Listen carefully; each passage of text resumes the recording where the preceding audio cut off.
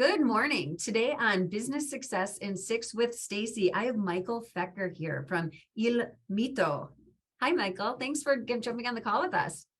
Hi, Stacie. Thanks for having me. Very, very excited. Very excited.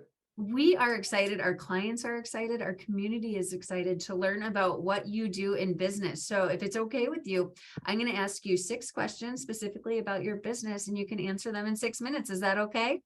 Oh, I love it. But you know, we have an issue here. I can never talk just for 6 minutes. Maybe 60 minutes, but not 6 minutes. Let's see. You and I both. So yeah, we could have a good time together. That's right.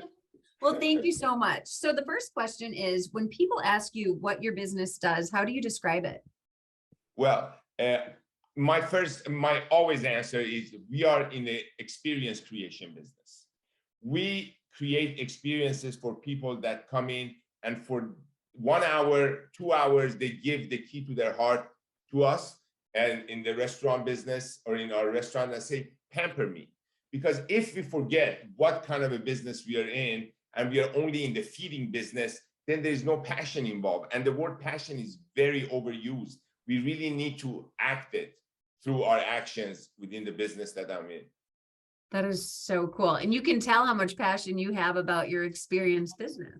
Thank you. Thank you. What were your plans when you started your business, and how have they changed?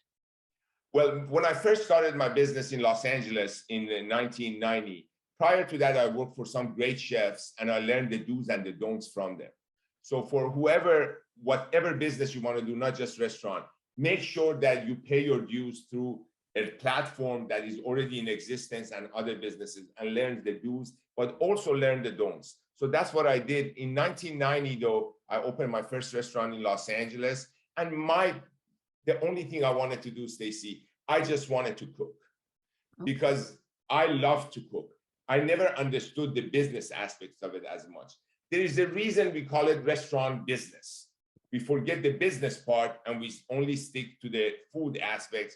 And after a little bit of time, I noticed I need help here. I need help. I need to understand, from financial literacy to everything else, how do I keep the lights on? Because as a chef, if my stage, which is my restaurant, is dark, I cannot put on a show.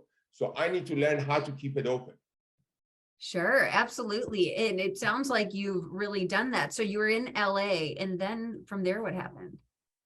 From there, I came to Wisconsin for a business venture. I was at the fork in the road where I wanted to settle down. And by the grace of God, I met my life, who's my wife now. And Maricela and I, we got married. And I decided to unplug. I had 3 restaurants by then. I tried to unplug from Los Angeles, sold my business, maintained the name and the brand, and brought it to Wisconsin. Very scary move, very scary choice, because it's very difficult, and scary for us to unplug for something that is already operating so perfectly and then go and replug somewhere else that nobody knows you. But again, when you follow the path that the Lord puts in front of you, you're all good. It all works out. That's wonderful. So what's the biggest way that you impact the community here in Wisconsin now? I am at a point in my life and through the journey that I went through, that I live to cook, I cook to live. That is basically what feeds my soul. So now that I am at the point that I can call myself a teacher, and that's what we become best in life when we are teachers. I teach what saved me. Food and cooking saved me, gave me a purpose, gave me the opportunity to wake up every morning and say, let me go out there and create more. And in the process, create a life for myself. So now I share that. I have created multiple culinary classes and programs for different inner city or foundations. I have my own foundation that's called Chef Culinary Hospitality Educational Foundation. And that's how I give back. And when you give, the community has faith in you. So to cook with a purpose is the way I do it. I cook with a purpose. And my purpose is to get people addicted to life and to great food and to an experience.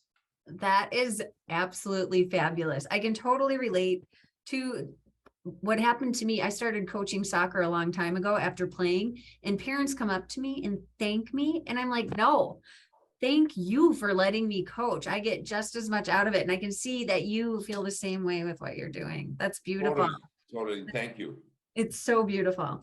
What is one challenge that you have faced that other business owners could learn from you?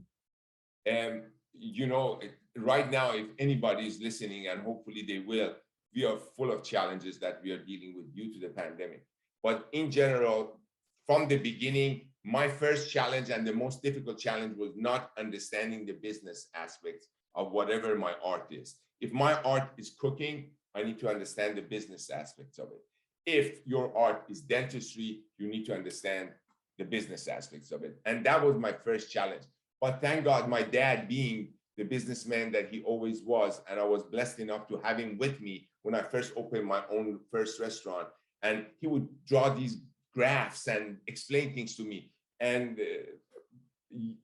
God knows, I didn't understand, Dad, what are you talking about? And then little by little, he understood, started explaining things to me. And that was the biggest thing, understanding the business aspects of what I am doing or I want to do. I do a lot of teaching for entrepreneurs in Milwaukee, that are younger and foodpreneurs, I call them. They want to get into the world of food. But I tell them, you need to understand the business of it. So the programs that I have created teaches them about financial literacy, teaches them about everything business, teaches them about utilities, how you negotiate a lease, how do you get, say, your liquor license, all of those things. Because when we don't understand those things, we think we just go in the kitchen and we cook, and that's what's going to happen. And that's a really, really bad way of looking at what we want to do. Yeah. Yeah, absolutely. And it's okay to ask for help, right? Oh my God, are you kidding me? Those are the winners in life. When you ask for help, you learn from other people's experiences. And that energy, that is all positive energy, comes and backs you to achieve what you want to do and to get to the point in life that you want to go. We have to ask for help. And that was one of the biggest struggles I had also at the beginning, not asking for help, thinking I can do it on my own.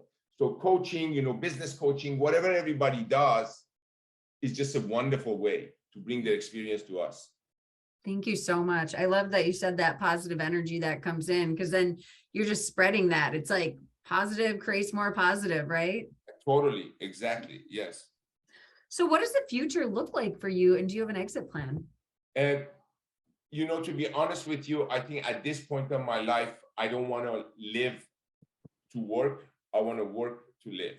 And my exit plan is basically, hopefully, at one day, either my son, for example, is going to culinary school of his choice because he decided. Maybe he takes over what we do, or maybe we just move on with Maricela into retirement, and hopefully by then we have a way of getting rid of what we have created and pass the baton to someone else. But at this moment, Stacie, I think I'm still have enough energy, which is a big mistake, not to think about it. That's why I need a business coach.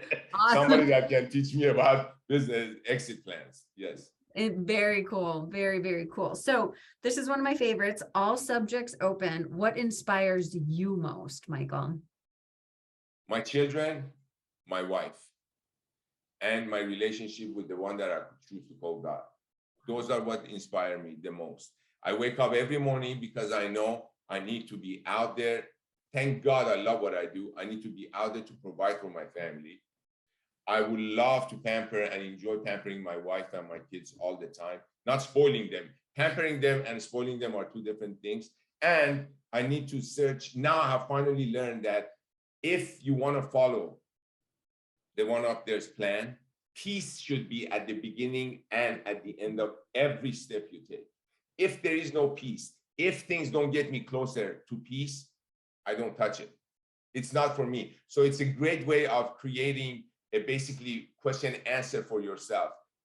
If by doing this, am I get closer to peace and serenity, or am I going to get further? If I get further, then that's not the right step for me. And that's the way I do it. And that's what inspires me every day. There's not a day I wake up and I say, oh God, I got to go to work now. Absolutely not. Yeah, I enjoy every day.